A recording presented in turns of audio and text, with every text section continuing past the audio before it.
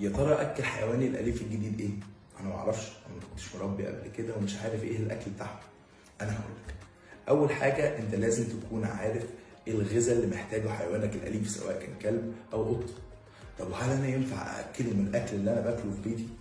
لا، لان الاكل بتاعنا بيكون مليان بهارات وممكن يكون مليان مواد سامه ليهم، سواء مثلا توم او بصل او السبايسز اللي بتبقى موجوده في الاكل بتاعنا، وكمان بالاضافه طبعا لحاجات زي من اكلنا زي الشوكولاته والسكريات والمكسرات. كل ده طبعا لازم اكون عارف ان هو ده خطر على حياته. عشان كده لازم تكون عارف الاكل المناسب ليهم ايه. الاكل ده ممكن يكون اكل فريش من البيت، بيكون الاكل عباره عن خضار او بروتين او كربوهيدرات بس مسلوقين في ميه بدون اي بهارات، وساعتها ممكن اقدم له الاكل ده هيكون اكل مناسب جدا ليه.